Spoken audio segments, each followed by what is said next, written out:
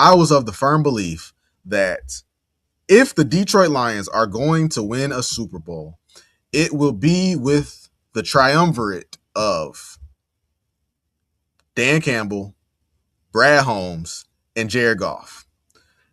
That, as I told you before, that is the meal. There are no substitutions. There are no a la carte orders. That is the meal. You get Dan Campbell, Brad Holmes, Jared Goff. Under that ruling,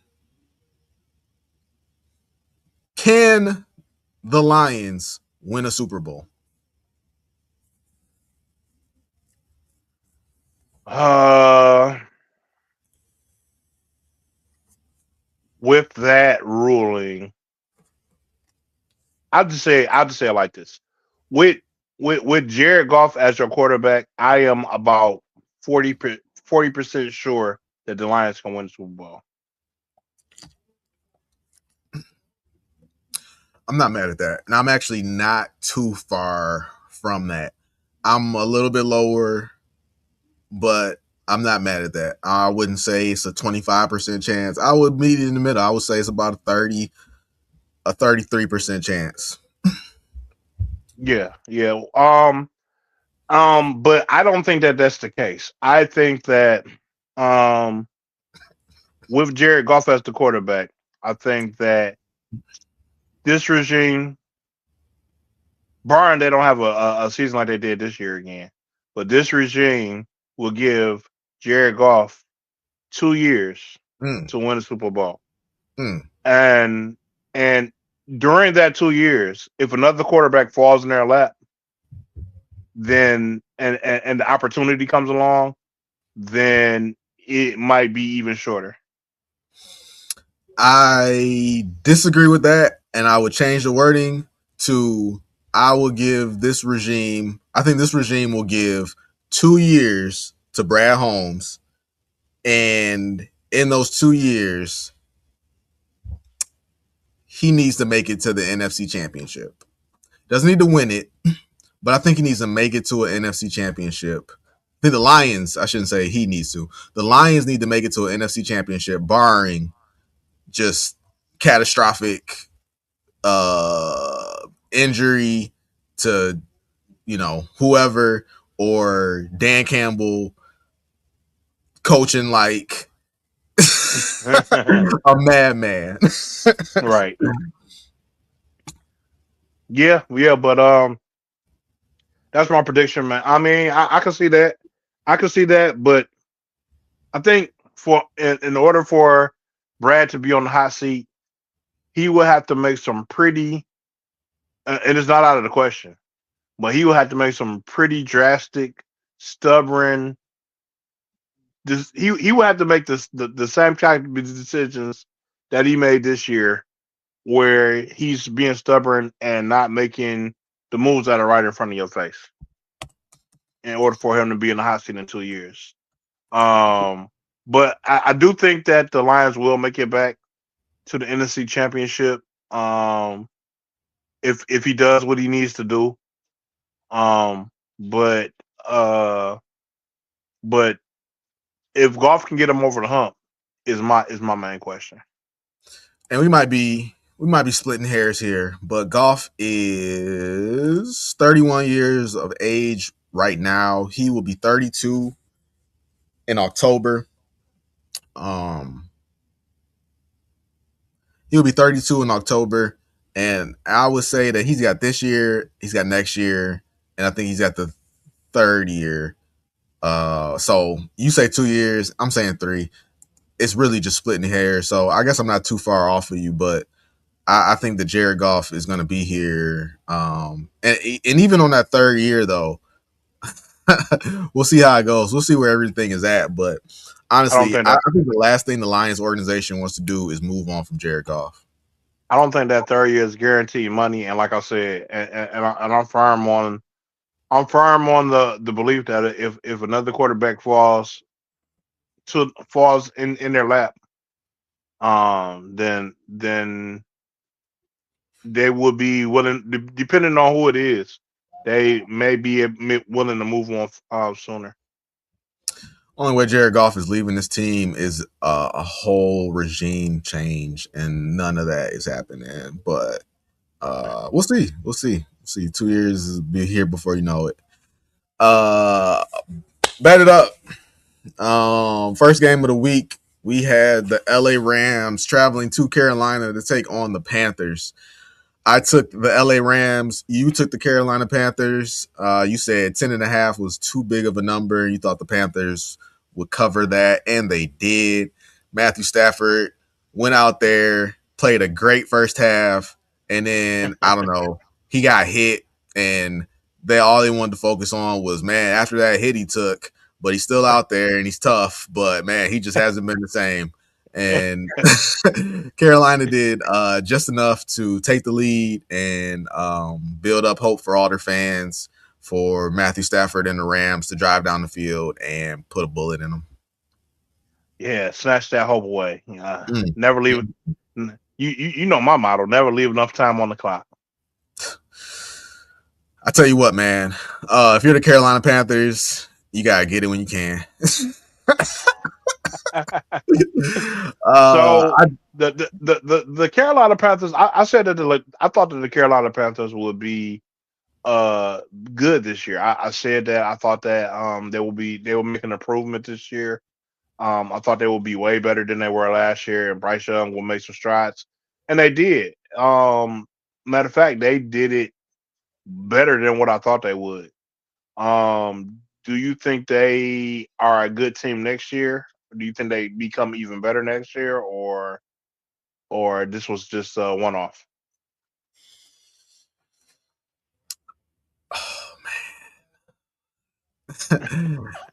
Brad Holmes, the Carolina Panthers have a Brad Holmes season in front of them.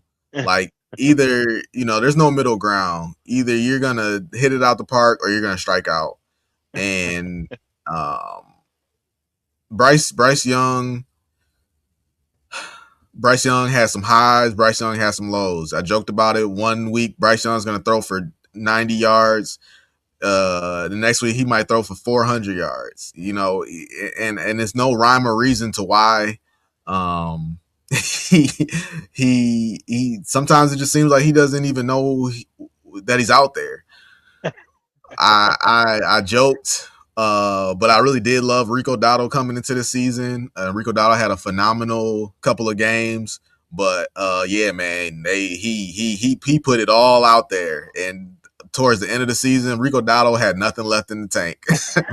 and to your credit, to Carolina's credit, they kept and to Chuba Hubbard's credit, they all kept him ready. He stayed ready, and down the stretch, Chuba Hubbard carried him down the stretch. He had a good game again in that playoff game.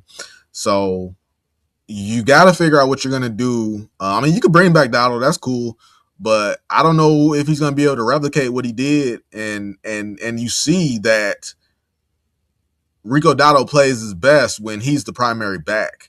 Chuba Hubbard, both of them play. Every back plays better when they're the primary back. There's very few backs that play a secondary role and are happy with it. Maybe you could bring David Montgomery down there, but the defense isn't lights out. They got a bunch of young talent. So with that young talent, I mean, you could cash out in free agency, bring in some vets, and that would be the move to make if you want to take that step forward. Or you could continue to try to develop. If you're going to try to continue, I think continuing to develop would be the move. Bryce Young again. Bryce Young is on. I think they just picked up his 5th-year option. So I don't know if this is his 4th year or this is his 5th year, but the point being is he's going to be looking for a contract here. So, and you haven't signed him to an extension, so you got to figure out if he's the guy. So there's just, in my opinion, way too many question marks on the Carolina Panthers to go all in and try to make a further run than you did this year. I think that the Panthers rely heavily this year on their defense, and to your point, their running backs. But running back can only take you so far in this game. Um, Dotto could only, like you said, Dotto gave you everything he had. Chuba, came in and he carried you as far as he could. But if you want to be successful, you have got to give Bryce Young somebody a star to throw to. Mm, Um, he needs a big name. Like, I mean, they thought it was gonna be Leggett, it wasn't. You need some. It ain't got to be Malik Neighbors, but it's got to be a big name. the You know, disrespect. I just said it's got to be. You got to have a big name, man. So I agree with you. I think that the Panthers can have a successful season. I think they can run it back, but it all depends on what moves they make this offseason. And I don't know if they bring Dotto back. I would probably I might make him my premier bet.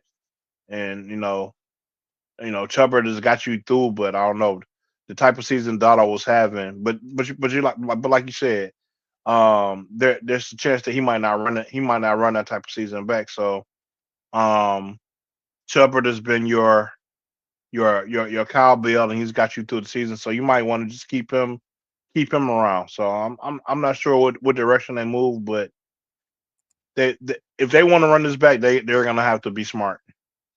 So I'm not gonna let the disrespect go unnoticed. Here, let me give you this real quick. I got receiver A and I got receiver B. Oh my Uh, goodness.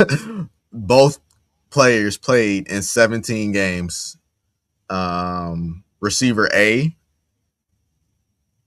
Receiver A had 62 receptions. Receiver B had 70. Receiver A had 885 yards. Receiver B had 1,014 yards. Receiver A had 8 touchdowns. Receiver B had 7 touchdowns. Receiver A is the rookie season of Marvin Harrison Jr. I Uh, knew it. I knew can you guess who receiver it. B is? Malik Neighbors. Absolutely not. Tetaroa McMillan, wide receiver, Carolina Panthers. 1,000-yard receiving yards his rookie season. Sky is the limit for this guy because he is actually a good receiver, unlike um, receiver A. And just to further the point, Marvin Harrison played in 12 games this season, had 600 yards, 4 touchdowns. Tedoror McMillan had a much better season than Marvin Harrison Jr. So I don't think that they need to go crazy and reinvent the wheel for Bryce Young. I think that Bryce Young is limited in his ability, and it's on Bryce Young because regardless of who your receivers are out there, there is no excuse for going out there and throwing for less than 100 yards in this era of the NFL. He had McMillan, Jalen Coker came around towards the end of the season and was respectable. And they had I feel like they got Leggett. And Leggett, I'll give you, Leggett did not transpire into what they wanted him to be, but Leggett is fine as a third option. I still think you need more options. You want the McMillan do, huh? you want everybody to be Jared Goff out here. Hey, I'm no, I'm just saying. I just think that you need you need a two option thing, even if it's a tight end, even if it's a star tight end. You can Do keep you think McMillan as your number one receiver, but you need a second option. And I just think that the Panthers running game was more of a threat than their passing game. I just want to see if you are on the same page as that. If you're John Harbaugh, is at the top of your priority list getting a second option for Jackson Dart? Hell yeah. Mm. And that's why the Giants continue to struggle. Well, actually, no, because they have a second option already. The guy who tore us apart, Who was I that? forgot his name. I forgot his name. The receiver, Yeah, um, not a second he option. was.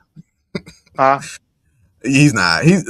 I don't even remember who it was, but that dude's been in the league for a minute, and that guy might as well be on the Carolina Panthers. There was I no mean, there was no reason that what happened should have happened. There's no way that Jameis Winston should have threw for as much as he did, and there's no reason that that guy should have been wide open as he was. And I'm mad I can't think of his name either. but it wasn't just us.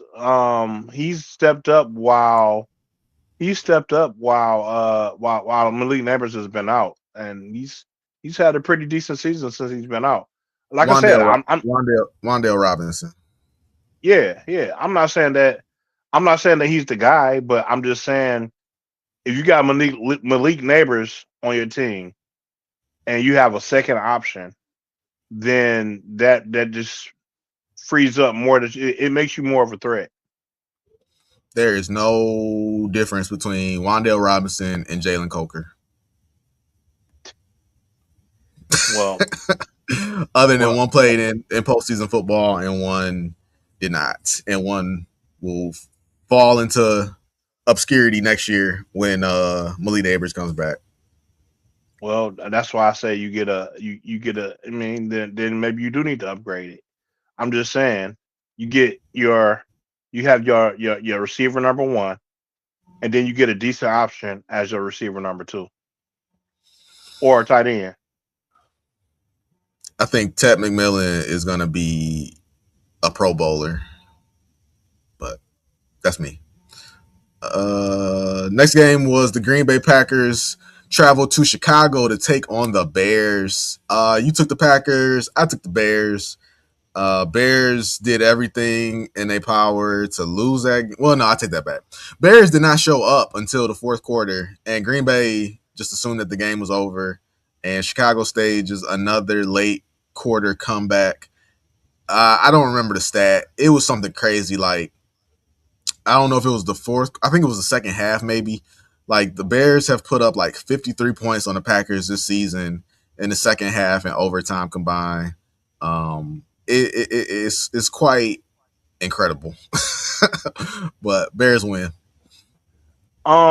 Yeah, man, I saw that game, and there was a guy that told me like, hey, man, Matt LaFleur is a terrible coach, and I was like, man, this guy overreacting. I don't think Mike LaFleur is that bad a coach. You know what I'm saying? Aaron Rodgers, you know what I'm saying? Got to the Super Bowl before. You know what I'm saying? But then I saw that Bears game uh this past weekend, and I saw some of the most awful coaching that I've seen from a guy in a long while, man. The Packers should have won that game, man. Like it was there for the taking, but the decisions made in that game just baffled me. Like you're driving down the field to with a 3 point lead, or was it a 4 point lead? I think it was a 3 point lead. You're driving down the field. All you got to do is it's like 2 minutes and 25 seconds left on the clock. All you got to do is take your time, go down the field, take as much time as you want to, and if you can, try to score a touchdown from the 30-yard line with the first down, 10 yards in front of you. Scott takes 3 shots to the end zone. Wild shots. Just throw it up, 50-50 balls every time. Uh, Surprisingly, just like the stat says, 50-50 balls are 50-50 most of the time. You don't catch those. I mean, you got a one and done chance to catch those, and they didn't. 3 times out of none, they didn't.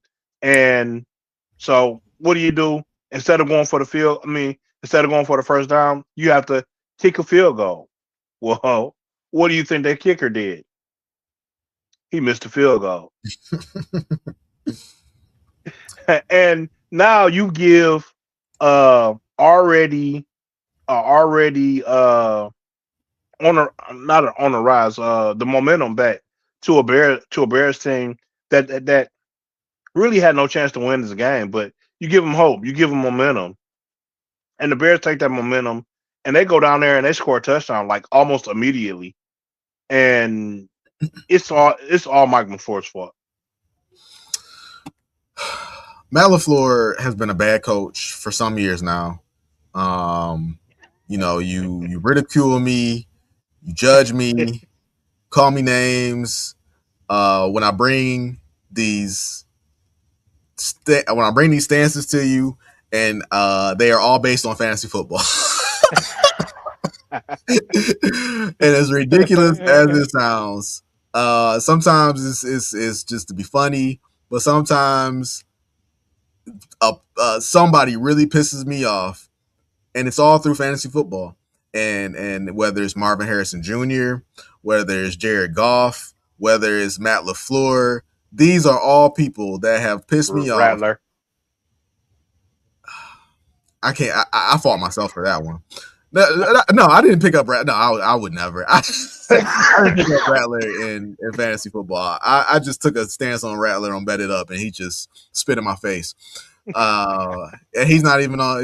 He's kind of on that level, yeah.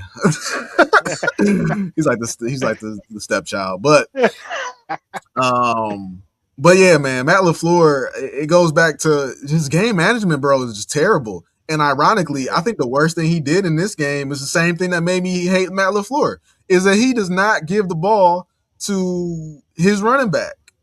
Back then, it was Aaron Jones, who I constantly had on my fantasy team, and I'm watching the game, and Aaron Jones is in his prime, and you are not giving him the ball. Uh, I don't know how far back it was, but could have been part of. Hey, Aaron Rodgers was changing the plays. I can see that, but I'm sure I had him with Jordan Love, and still, he'll give. He just did not use him the way he should have. And now in this game, I thought both coaches did a terrible job. I'm looking at the stats right now.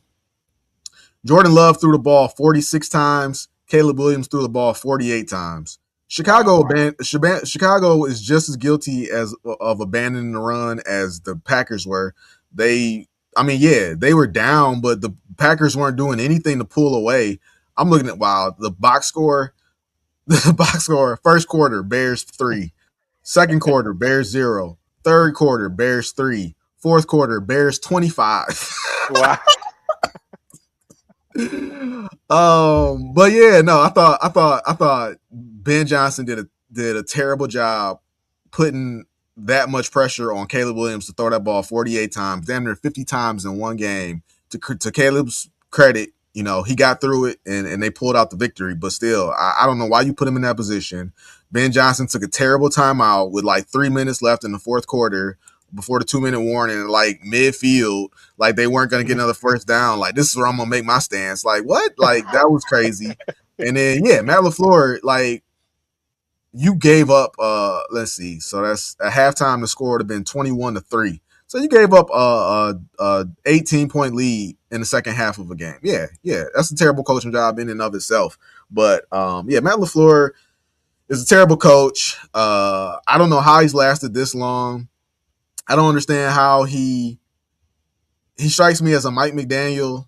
I don't know how he commands the room the way he does, but he does, and he's been in place and he's maintained a good record, and there hasn't been any real heat on him honestly until this year, and he's still with a job. So I don't know. I don't think Matt LaFleur is going anywhere. I told you after the game that he's got the built-in excuse that Micah Parsons was hurt.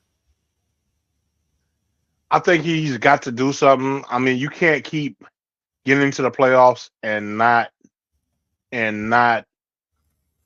having any success. And I don't see the Packers doing. I don't see the Packers being more than what they are now. Um, and I just have to mention, man. Just for my sanity. If you're gonna be wearing that big ass dumb Kasu helmet on your head, and the quarterback throws the ball throws the ball for you for a first down to save to save the game, and it hits you in your hand. You pull that ball in, or you pull that dumb kazoo looking helmet thing off your helmet. I gotta say, I don't remember. I know what play you're talking about, but I am not convinced that was Dobbs because I remember watching that game. It could have been. I guess it could have been. But I remember watching that game saying something I've never said before, and that is they cannot stop Romeo Dobbs. Romeo Dobbs had 8 catches, led the game. Oh no, Colston Loveland actually. But Romeo Dobbs was the second leader receiver in this game with 8 catches, 124 yards, 1 touchdown on 11 targets. There was one third down. There was one third down. And I'm watching the game, and I'm like, y'all better double team Romeo Dobbs because he's going to Romeo Dobbs. And sure enough, Romeo Dobbs, boom, hit him, wide open, first down. Like, I don't think it was Romeo Dobbs that dropped that, but it could have been. But I don't think it I want was. I want to say it was, but I can't confirm or deny. I will have to go back and check the record, but I'm pretty sure it was him. Matthew Golden showed up at this game. 4 catches for 84 yards, 1 touchdown. Uh, Duh. It's crazy that you said that because I saw Golden catch a ball and I was like, Golden caught a ball. He's still on the team. 14 games played this season, 29 catches for 361 yards, no touchdowns in the regular season. That was the first touchdown of his career. Um, Is Matthew is he a bust? Is he on bust watch? Do you think that he will become a decent receiver in this league? I tell you what, he is no Tedderroll. He is no Tedderroll McMillan. People, we'll get into that for the next week. The Buffalo Bills traveled to Jacksonville to take on the Jaguars. Jaguars are at home. They were getting 1.5. We were both on Buffalo. I swear, dog, everything that I listened to prior to that game, they picked Jacksonville to win. And I wasn't sure why. I mean, I get that Jacksonville's had a great season and they've been a nice story, but come on, man. The Jacksonville Jaguars versus the Buffalo Bills. I'll tell you why, because the NFL is what have you done for me lately league, and you could have lost your last 4 games, but if you win this week, everybody's like, we're going to the Super Bowl. It's happening. We're going to the Super Bowl, baby. You saw what we did. You saw what we just did, and everybody completely forgets about what happens to the week prior to what happened this week or the last 2 weeks, and it's the same thing I was saying there when we made the picks. They're the Jaguars. You know what I'm saying? Like, yeah, they no they had a nice little run right before the playoffs, but at the end of the day, they're the Jaguars. They're the same team that we said weren't going to do anything at the beginning of the season. You know what I'm saying? And yeah, they had a few. I'm not going to call them lucky. I'm going to give them credit for the wins that they did get. They had a few good games, but at the end of the day, they're not just dominant team that's just going to go out here and knock off Josh Allen. Right. You asked me about the Carolina Panthers, and I guess my answer was no. They shouldn't. They shouldn't. I don't want to say go. I mean, I feel like it's either go all in or develop. I think the Carolina Panthers are developed. I think that the Jacksonville Jaguars are in a position of going all in. But my question would be, watching that game, I thought the defense was played well. They were on Josh Allen all day. I think on paper the receivers for the Jaguars are good, and I love Travis Etienne. So I mean, I'm kind of answering my own question, but what is it Trevor that the Lawrence. Jaguars what is it that the Jaguars need to do to take that next step? I'm not sure if they can win with Trevor Lawrence. Trevor Lawrence had a good year this season. I mean, he had a decent year this season.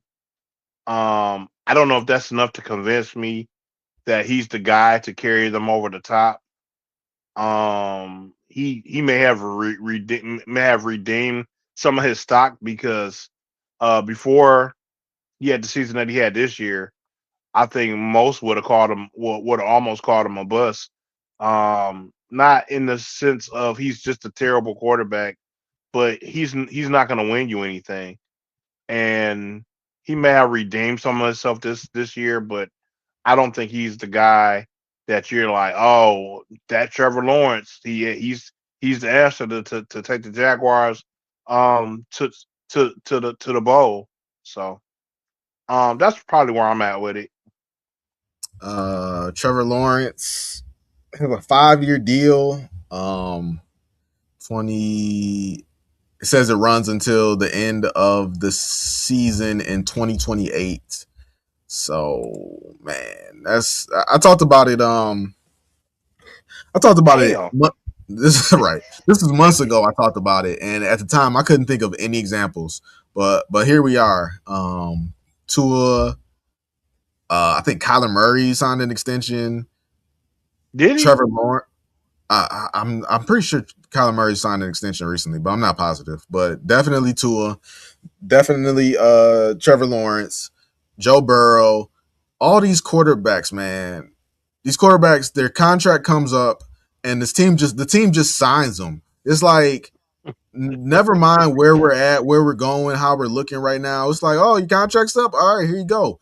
Credit to the Carolina Panthers for not just signing Bryce Young because he would fit right into that category of like, yeah, this quarterback is good, but we don't exactly know what we have. Joe Burrow, obviously, yeah, okay, that's different. But the Trevor Lawrences, the Tuas, the Kylers, the Bryce Youngs, like you don't really know what you have with these guys, but these teams are just signing them to 5 year extensions. And it's like now you in a position where you can't get rid of this guy, but I don't know how much further you could go with this guy. Yeah, yeah. And the same thing we were saying with Jared Goff, man. I mean, I think that the quarterback position is such a coveted position, man, that you know people like teams just kind of have a reflex reaction when it comes to quarterback. Oh, our quarterback contract is coming up, sign him. But like, yeah, to your point, man, you're signing guys because he's the quarterback, and you trying to hurry up and lock him down. But and I guess it's a catch 22 because quarterbacks are hard to come by. You know what I'm saying? But I just think that locking yourself into a long term agreement with some of these guys is not the answer. Like you know me, I did not want the Lions to sign that contract with Golf. I did want Golf back, but I did not want the 4 year contract. And I think that's where these teams are going wrong. Um, it's nothing wrong with signing the guy to like a 2 year contract.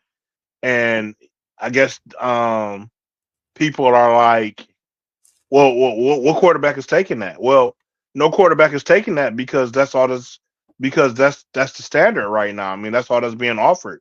You know what I'm saying? If you the teams have the power to change the narrative. If they want to sign a guy to a 2 year contract, you can do that. You know what I'm saying? Or you know what I'm saying? I mean, sometimes you got to play hardball. You know what I'm saying? You could take this 2 year contract, or you can take your chances somewhere else. You know what I'm saying? And we'll you know what I'm saying we'll be fine. But at least you're not locked in with a guy 5 years later, and you realize that yeah, we're not going to win Super Bowl with this guy. The San Francisco 49ers traveled to Philadelphia to take on the Eagles. We both took San Francisco with the 4.5. San Francisco wins outright. They lose George Kittle in the process. And Philadelphia has been lost AJ Brown, but another example of AJ Brown needs to get off this team. Uh, I was gonna send you a video last night, man. They show Jalen Hurts throwing the ball. They said, well, you know what I'm saying? Jalen Hurts threw the ball. He was 6 inches off on his first pass. But you can't catch the ball when you're 6 inches off. So he doubles down, he concentrates a little bit harder, and and they had the Rocky music playing in the background the whole time.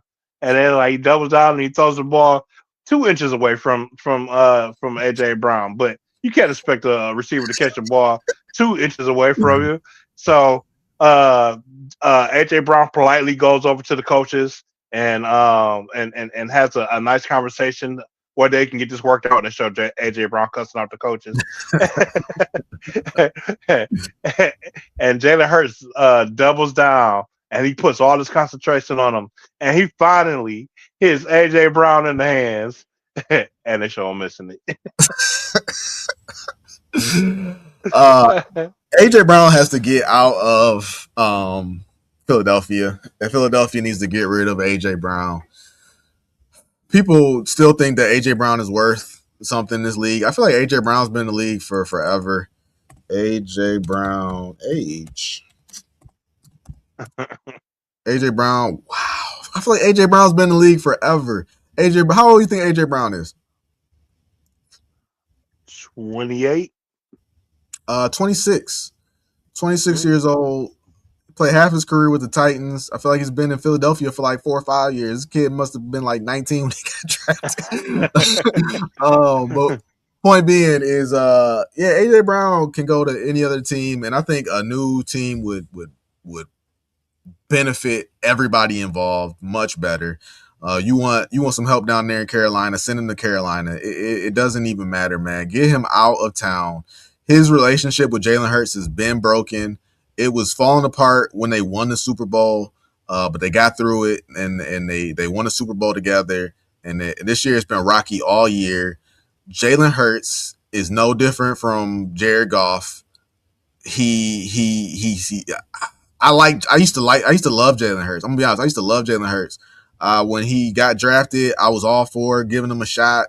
They moved him to the starting quarterback. I liked his game, everything, and lo and behold, he goes and wins the Super Bowl. But the more Jalen Hurts rolls, the less I liked him.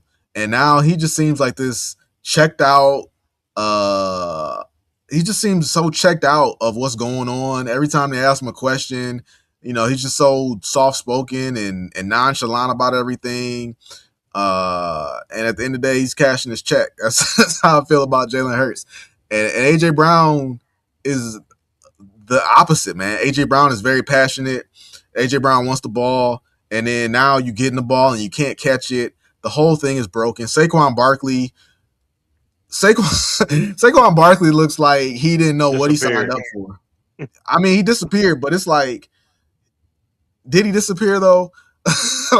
Like, this is the Saquon Barkley that I know. I think last year was just an outlier, and he just played the best season of his life. And he had this amazing motivation. But this is Saquon Barkley that I know, where he has all the potential in the world, but he doesn't really do a whole lot.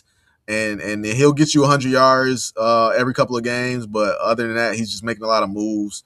Nick Sirianni seems like he's lost it, but he Nick Sirianni has looked like he's lost control of his team numerous times, and they've always bounced back.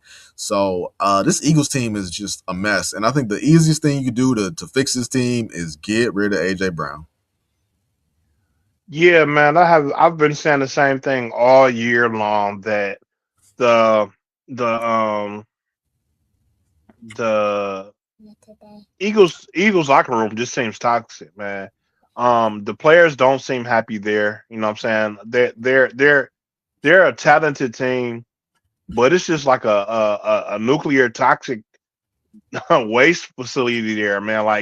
Like all the players, like you said, you got AJ Brown, you know, causing controversy with the quarterback, and I think that really affected. I think that really affected Jalen Hurts. Like I think that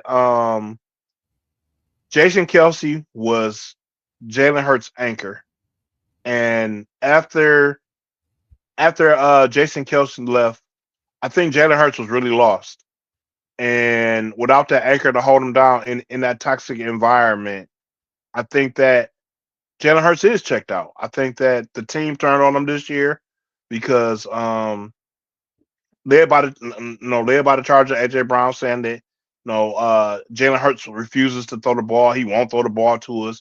They had a campaign saying that he refused to throw the ball to the point where Jalen Hurts had to come out and address the media about it. And it just seemed like Nobody had his back. You know, you're supposed to be the quarterback. You're supposed to be the leader of this team, and it just seemed like the whole team was on AJ Brown's side. And after Jalen Hurts came in and addressed the media about it, it kind of died down a little bit. But I just think that that toxicity is still there. You had two guys retire. Zadarius Smith signed with the Eagles right after we all wanted him to sign here, but he signed there and retired almost immediately. And then I think somebody else retired from out of that locker room.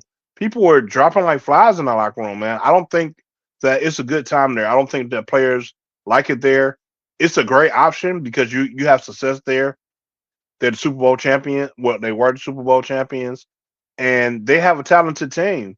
But is that environment a good, a sustainable place where people want to be? I don't think so. So what you're saying is AJ Brown is a quarterback killer. I think I wouldn't say a quarterback killer, but for somebody like Jalen Hurts who had trouble in college, who is I think he's like a I don't want to call him soft, but he's not like I don't think AJ Brown could do that to Tom Brady, even though I mean I'm sorry, um, I I mean guess my question it's, is, could he do it to Jared Goff though?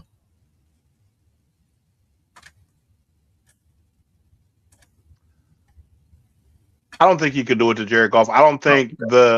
Oh, okay. I don't think I was trying to get AJ Brown here, but if that's the case, then yeah, no, I'm good.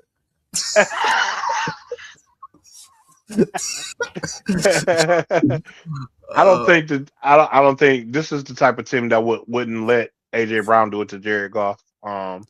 If Jared Goff was at the Eagles, yeah, I think AJ Brown could have did it to Jared Goff when he first got here.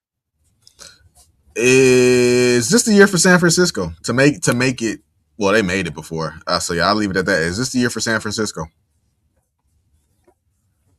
Um, the way the way the way the NFL has gone this year and the way the games are playing out, I would say that this is San Francisco's best chance to make a run for the Super Bowl because I did not think that I did not think that I did not think that San Francisco was a good team at the beginning of the year. But the way the season played out, the season played out really weird. And the way things ended up, I think they got put in an opportunity where they can take advantage of the way the season is falling for them.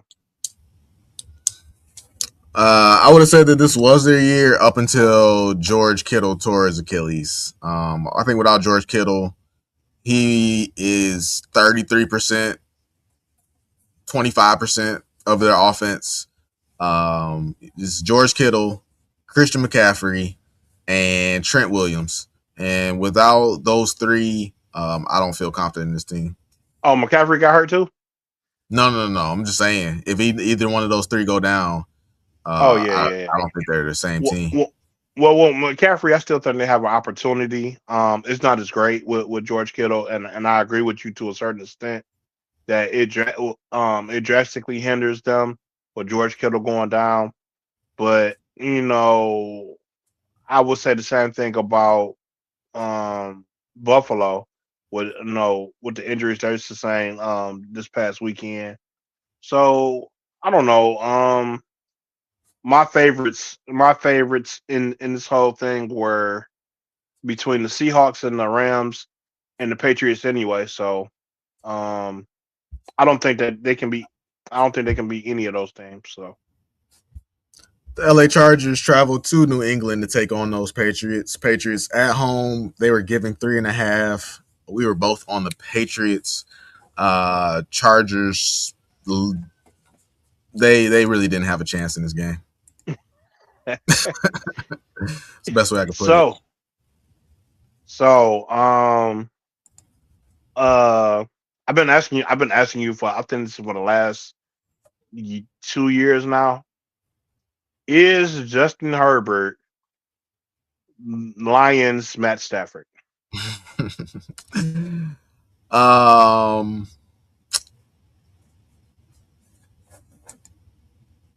So I gotta say, man, as much as it pains me to say, Come to the dark side. well, no, it won't be. It won't be. It won't be the case until he gets traded. If he gets traded, then yeah. I mean, I guess he would have to win a Super Bowl too. I'm not gonna go that far, but he would have to leave that. He would have to leave that team and sustain some type of success. At this rate, it's win a playoff game. The Chargers are arguably as bad an organization as the Lions were. Um, they had some success with LaDainian Tomlinson, Drew Brees, Phillip Rivers. You know, they had that decade or whatnot. But other than that, the Chargers have been bad for some time. They finally got Jim Harbaugh, and they made the playoffs 2 years in a row just to get bounced. Justin Hmm. Herbert has yet to win a playoff game.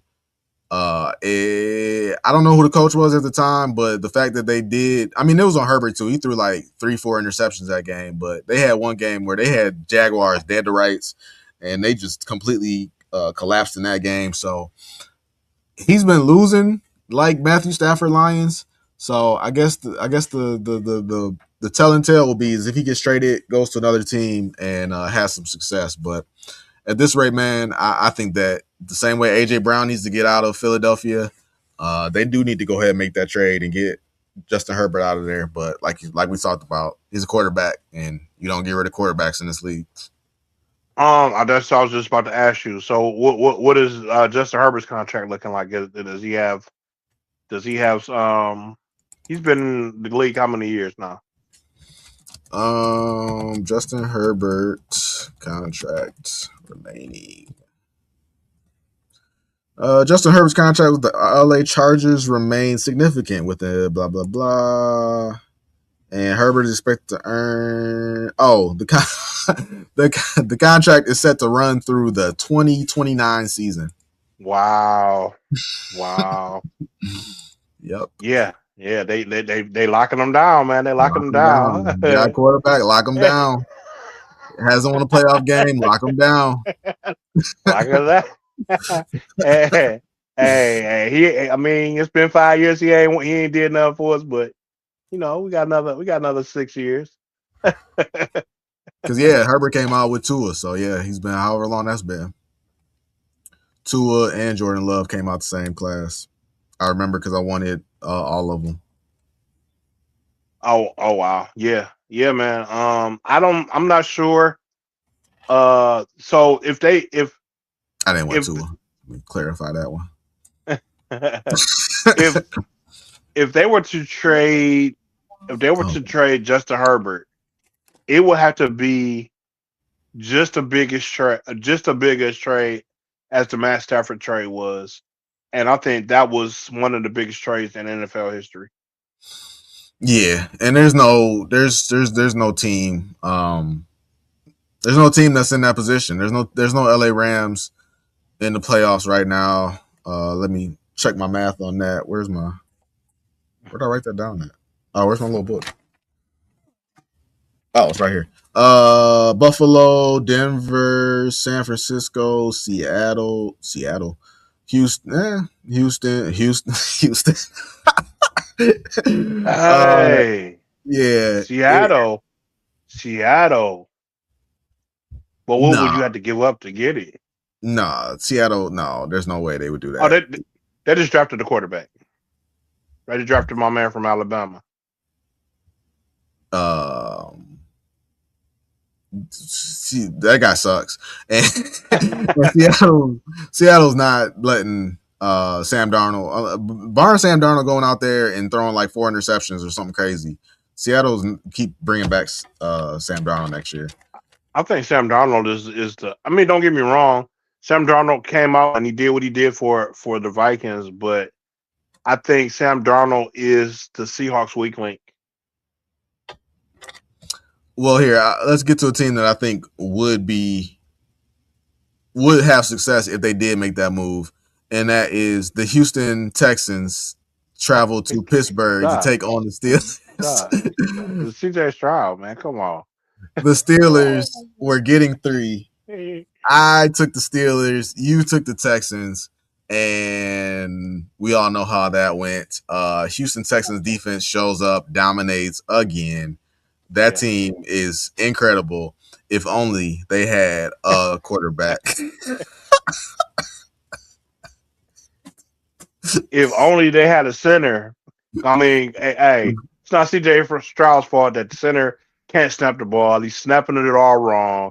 He can't get a good grip on the ball. He's making CJ Stroud drop the ball and do all these wild plays where he picks the ball up and scrambles and throws the ball, which is actually a fumble, but it's not his fault.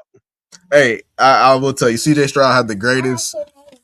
CJ Stroud had the greatest miss snap fumble recovery I've ever seen in the history of football. Unfortunately, it doesn't get you any yards, any points, any. But nobody handles mishandling a snap like CJ Stroud.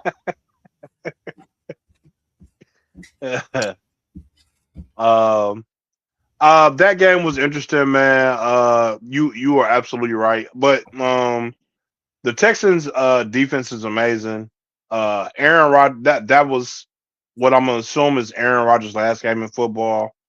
Um, the Steelers it was a close game all the way up into the fourth quarter, but I didn't think that the Steelers had any chance of winning that game.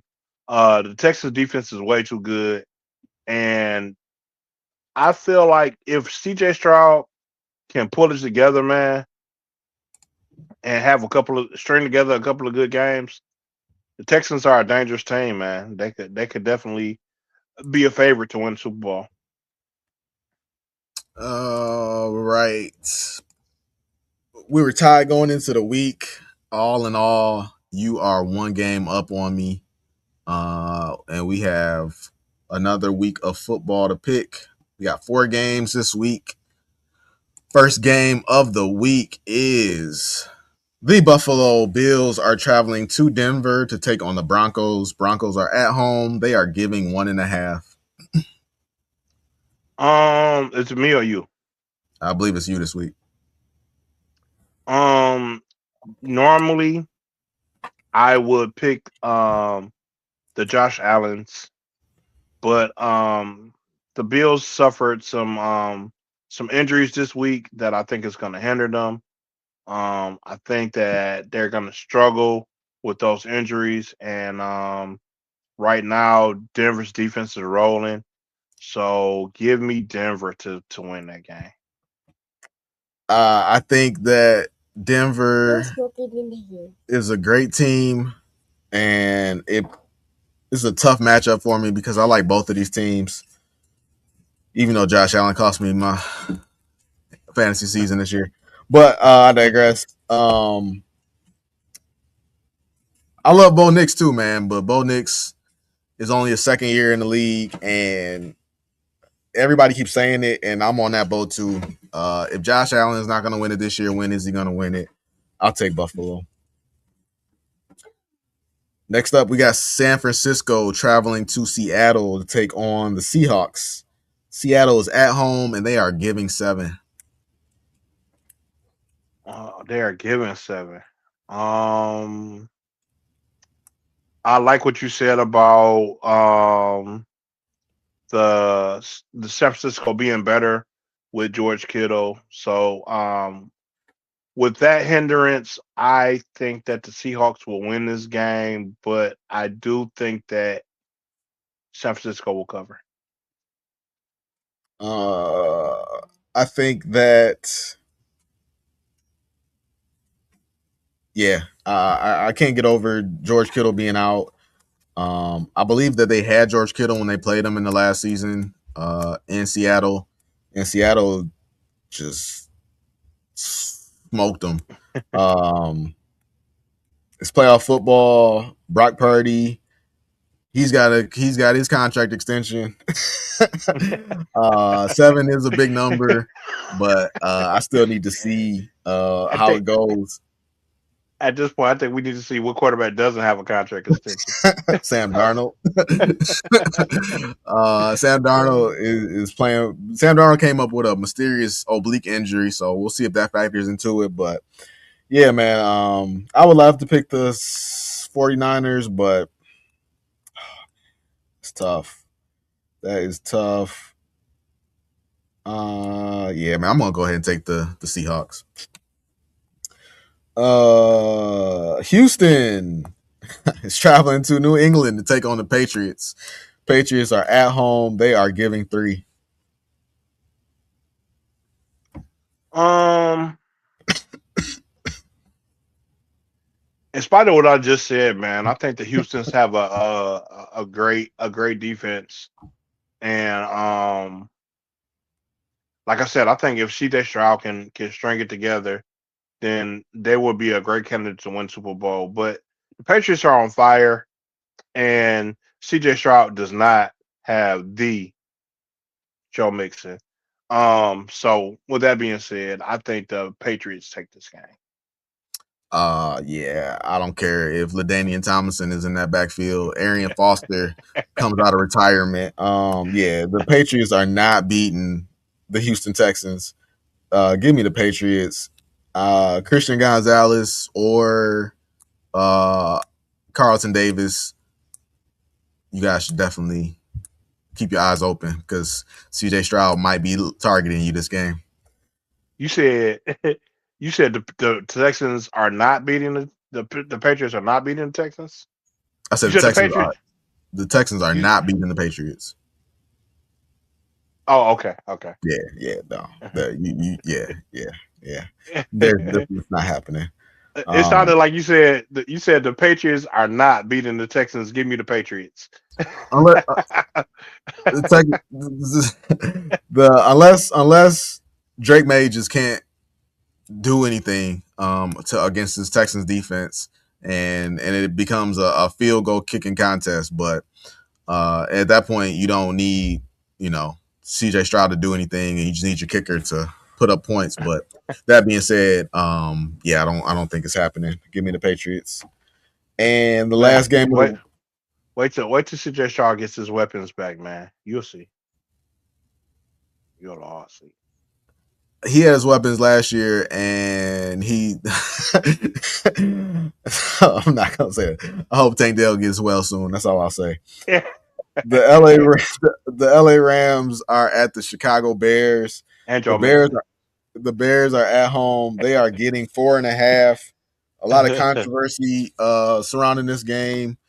They rumor is that Sean McVay was not happy with Ben Johnson's behavior following the win over the Packers, the disparaging comments against the Packers, the slight towards Matt LaFleur.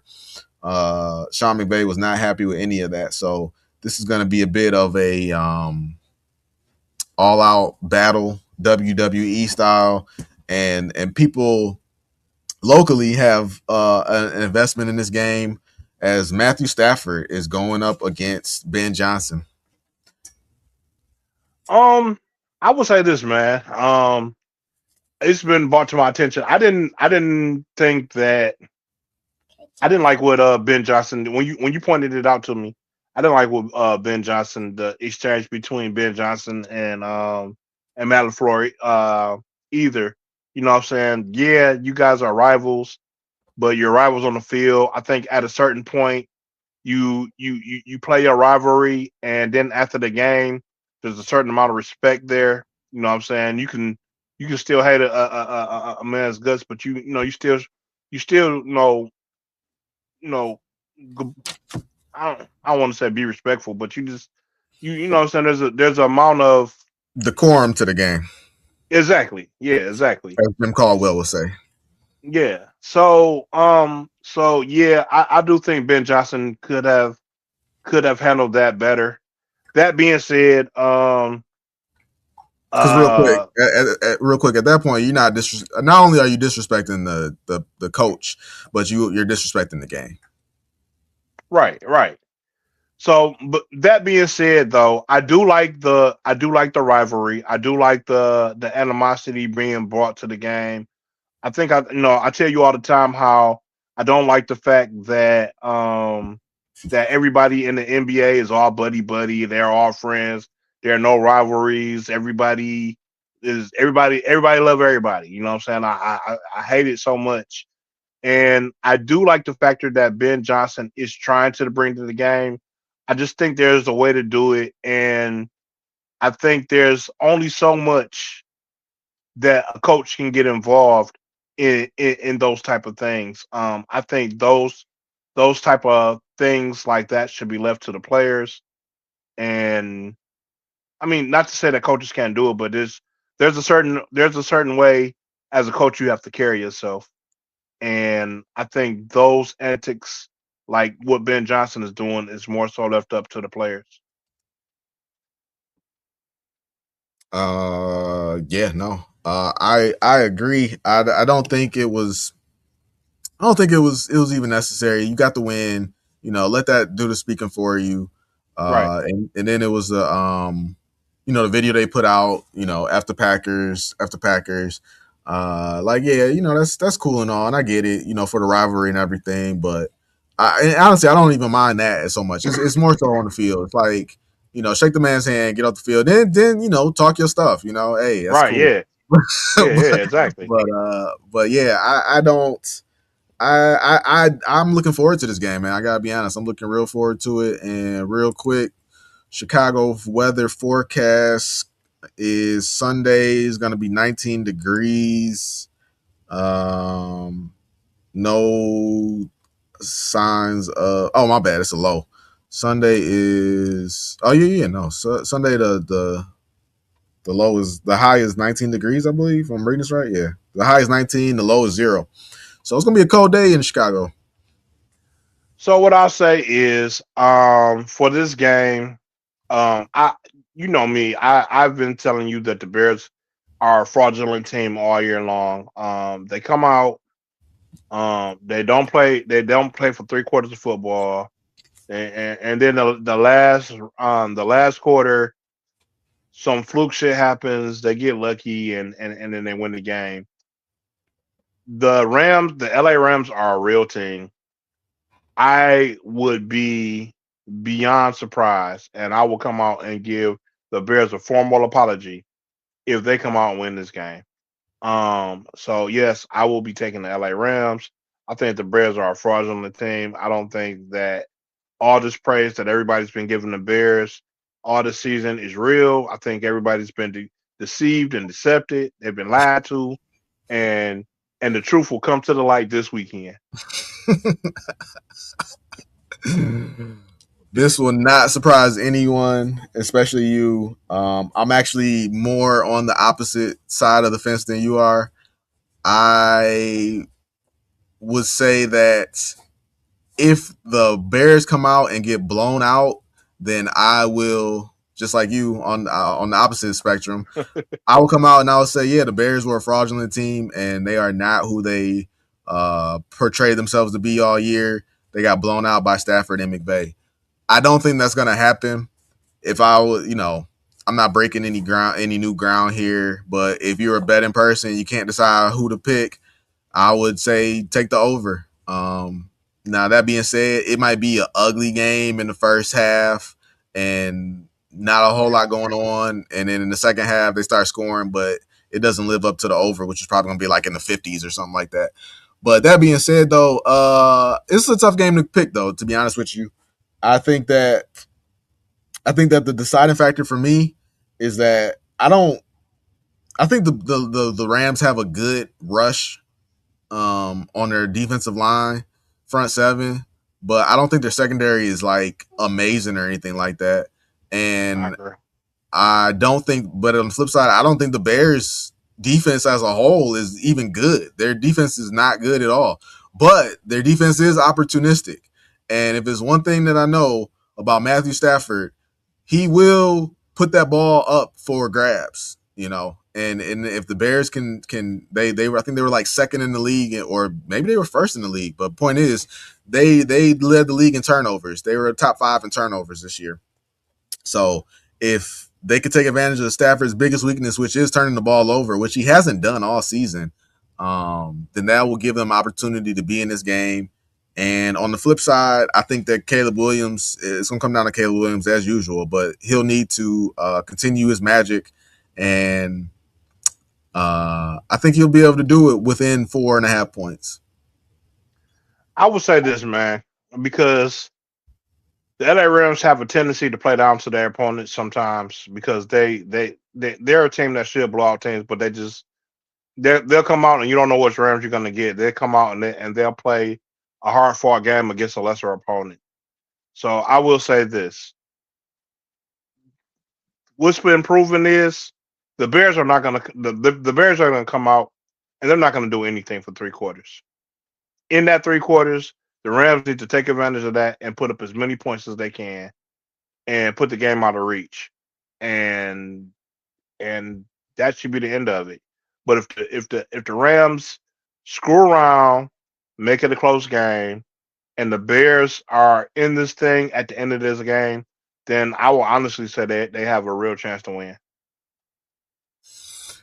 I think they're going to both want to.